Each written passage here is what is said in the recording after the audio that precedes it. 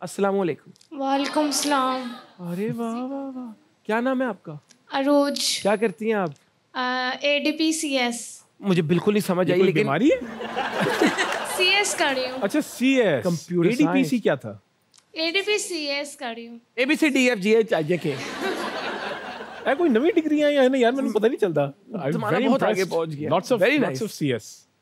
क्या सवाल पूछेंगे सर से? मेरा आपसे ये सवाल है, आपको कभी उमैर भाई कभी दिल ने इतना मजबूर किया कि किसी लड़की के लिए डाई बाल करा लियो? किसी लड़की के लिए बाल डाई कराऊं? कभी भी नहीं, नेवर एट ऑल। अल्हम्दुलिल्लाह मैं पागल बड़ा हुआ हूँ, पर इतना पागल कभी नहीं हुआ हूँ। अस्सलाम वालेकुम। वालेकुम अस्सलाम। कैसी हैं आप? मैं ठीक हूँ। मैं भी ठीक हूँ। पूछिए। मेरा आपसे ये सवाल है, आप कोई आप ड्रामा डायरेक्ट करेंगे और उसकी स्टोरी डिफरेंट होगी या फिर वही सास बहू और घरेलू ड्रामास जो होते हैं आपके? मैंने अगर सास बहू वाले या जो आप कह रहे हैं रिवायती ड्रामे हैं उनको डायरेक्ट करना होता आज तक कर चुका होता, तो लिहाजा मैंने नहीं किया। मैं शायद डायरेक्ट करूं, लेकिन मैं शायद शॉर्ट फिल्म्स करूं या ड्रामे भी करूं तो वाकई हट के ही करूंगा, वरना मैं नहीं करूंगा। Next question.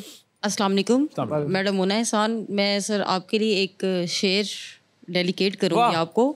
इरशाद। आप एक टीचर हैं तो बहुत रिस्पेक्टफुल हैं, और एक शेर है आपके लिए। वो गीत जो तूने सुना नहीं मेरी उम्र भर का रियाज था, वो तो थी मेरी गमे दास्तां जिसे तुम हंसी में उड़ा गए। थैंक यू सर, ऐसा क्यों किया आपने? क्या कहने, बहुत शुक्रिया जी। अस्सलाम वालेकुम। वालेकुम सलाम। मेरा आपसे एक सवाल था कि आपकी लाइफ का कोई ऐसा मोमेंट जिससे आप कभी भुला नहीं सकते? ओह, एक मोमेंट, इतने सारे हैं। कोई एक बता देना। There plenty. मैं आपको दो बता देता हूँ, एक खुशाइन और एक गमगीन, क्योंकि हमें ज़िंदगी सिर्फ खुशाइन मौक़ों की नहीं होती, गमगीन भी होते हैं। मेरे लिए one of the happiest moments मेरी ज़िंदगी का वाज परहैप्स कि जब मेरी मंगनी हुई थी। Oh my God. It was one of the happiest moments of my life. और मैं वाकई I was feeling I was on top of the clouds. So I was really really happy. शादी पे नहीं इतनी खुशी हुई, मंगनी पे ज़्यादा। मैं भी गमगीन पे आ रहा हूँ यार। अच्छा हाँ। मेरे गमगीन जो है मौके वो भी बहुत हैं। ऑफ कोर्स अल्लाह ताला ने आजमाया भी, एक शुक्र का वक्त होता है, अब सब्र का वक्त होता है। सब्र के मेरे बहुत सारे हैं, उनमें से एक जो था जब मैंने अपनी बेटियों को खोया था, तो that has been the toughest of my life. So ये इन चीज़ों को मैं कभी भुला भी नहीं सकता, ना भुलाना चाहता हूँ। लेकिन ये है कि जब आप एक खूबसूरत बात है कि जब सब्र का वक्त गुजर जाए ना, तो अल्लाह ताला आपको मौका देता है कि अब मुड़ के उसका भी शुक्र अदा कर सकते हैं, क्योंकि उसमें भी बहुत कुछ सीखने को है। सो मैं उसका भी शुक्र अदा करता हूँ। Thank you. अस्सलाम वालेकुम। वालेकुम सलाम। आपने मोहब्बत गुमशुदा मेरी ड्रामे में बहुत एक स्पोर्टिव फादर का रोल प्ले किया है, तो आप रियल लाइफ में भी उतना ही सपोर्ट करेंगे अपने चाइल्ड को कि अगर वो इस तरह से? आपका नाम? Vaniya. Vaniya. Vaniya, thank you for asking that question. मैं आज ही इत्तेफाक से इसके बारे में बहुत सोच रहा था, क्योंकि मुझसे अक्सर एक सवाल पूछा जाता है, कोई ऐसा किरदार जो आपकी अपने कैरेक्टर से सबसे करीब तर हो। तो एक होता था पहले, अरसलान कैरेक्टर था एक, मुझे याद है, मान एक ड्रामा था उसके अंदर, that was very close to who I am. उसके बाद अगर कोई मुझे अभी मिला है तो ये है मोहब्बत गुमशुदा मेरी। मोहब्बत गुमशुदा मेरी में जो मेरे वालिद के तौर पे किरदार था, I think I can relate to it the most. तो प्रिंसिपली यस, मेरा बेटा है रायान, अब 16 साल का भी हो गया है, but I know their principles, their values, लेकिन जो बेसिक ग्राउंड है, आई वुड ऑलवेज, मेरी ख्वाहिश भी ये होगी हर वालिद और हर वालदा से कि अपनी औलाद को इतना ज़रूर फीलिंग दे कि जो मर्जी हो, घर के दरवाजे तुम्हारे लिए खुले हैं। ये मोहब्बत इज़ अनकंडीशनल। घर आके तुम्हें डांटूं, जूते मारूं, समझाऊं, जो मर्जी करूं, लेकिन मेरी मोहब्बत पे कोई कंडीशन नहीं है। तो I would like to be that father. Yes. Next question. अस्सलाम वालेकुम सर। वालेकुम सलाम। सर मेरा आपसे क्वेश्चन ये है कि आपकी ज़िंदगी में कोई ऐसा रोल जिसमें आप बहुत ज़्यादा डूब गए हो और उस कैरेक्टर से बाहर निकलना बहुत मुश्किल हो आपके लिए? बहुत अच्छा सवाल। आपका नाम? सानिया। वानिया सानिया। सानिया। यस, वानिया सानिया। सानिया, मेरे जो थिएटर के किरदार है ना, एक ऐसा सानिया हुआ था। यस। मेरे जो थिएटर के किरदार हैं जो कि मैंने बचपन में भी किए थे, वो आज तक मेरे अंदर जिंदा है। और टीवी के किरदार जो हैं उनमें से बहुत चंद हैं जो कि आज तक मेरे अंदर जिंदा है, लेकिन उनमें से मैं हमेशा नाम लेता हूँ मस्तान सिंह का, संगे माँ। मैं आज तक उसका कड़ा पहनता हूँ क्योंकि ज़िंदगी के जिस पहलू से मैं गुजर रहा था उसमें मस्तान सिंह ने मुझे रेस्क्यू किया था। उसकी ऐसी चंद वैल्यूज़ थे जिनको मैं बड़ी मुश्किल से तूफान में समझे उसको पकड़ के रख रहा था कि यार हक के साथ खड़े रहना है, जो मर्जी हो जाए हक के साथ खड़े रहना है। हालांकि इतना खींचा जा रहा था, नोचा जा रहा था, लेकिन मैं पकड़ के रखा क्योंकि मस्तान सिंह भी यही करता था। तो लिहाजा वो मेरे लिए हमेशा as a tribute, as a respect, I love to have him live in me. I admire him, so I stay with him. अब सबका शुक्रिया, अपने सवालों के लिए तालियां बजाएं।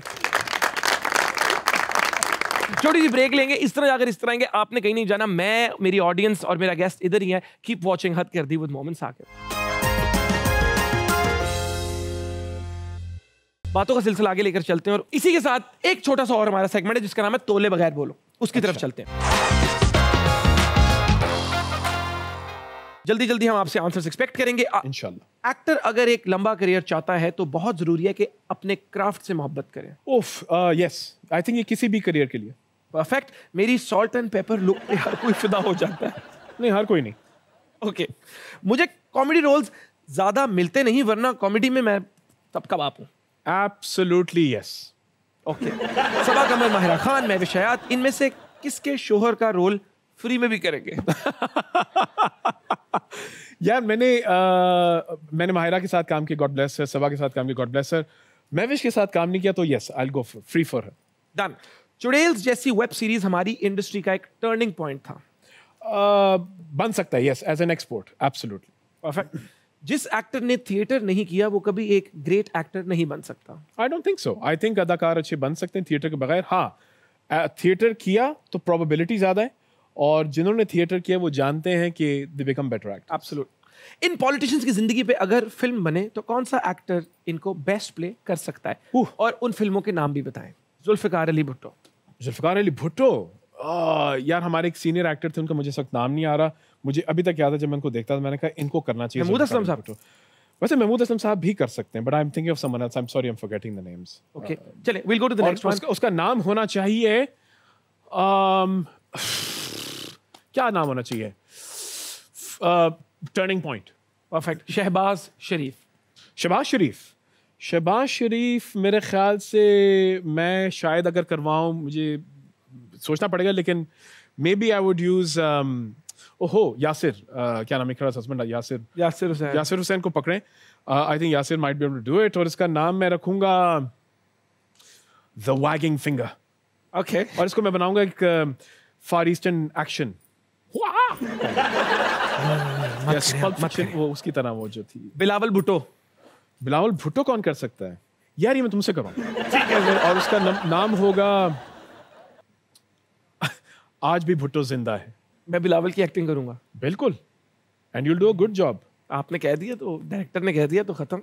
शेख रशीद। शेख रशीद को मैं शेख रशीद के लिए कास्ट करूंगा। बिल्कुल ठीक है। और उसमें होगा ये लाल हवेली, नाम ही होगा Lal Haveli. Has to be. Social media पे फेमस लोगों को पकड़ के एक्टर बना देना इंडस्ट्री के लिए अच्छा है या नहीं? बिजनेस की बात करें तो अच्छा है, क्राफ्ट और इंडस्ट्री की बात करें तो अच्छा नहीं है। But they can also then learn, no? Yes they can, but आपने सेंटिमेंट ये डाल दिया कि ये एक्टिंग इंडस्ट्री एक्टर्स के लिए नहीं है, ये एक्टिंग इंडस्ट्री उनके लिए जो मकबूल है, बस। So that is the wrong sentiment. It's like saying which has happened, but imagine आप ऑस्कर्स देख रहे हैं and the best actor goes to जो कि एक्टर ही नहीं है, और ये पाकिस्तान में हो चुका है, बहुत दफा हो चुका है। So that is not fair. बिल्कुल ठीक है। Average script with a grand cast और a great script with an average cast? No, average script with a grand cast, क्योंकि आई कैन अश्योर यू कि अगर ग्रैंड कास्ट आ गई है with a grand director तो वो स्क्रिप्ट चेंज होगी by the time it reaches the camera, जो कि हमारे साथ हमेशा रहा है। 90% of the plays I've done are not the scripts that we've received.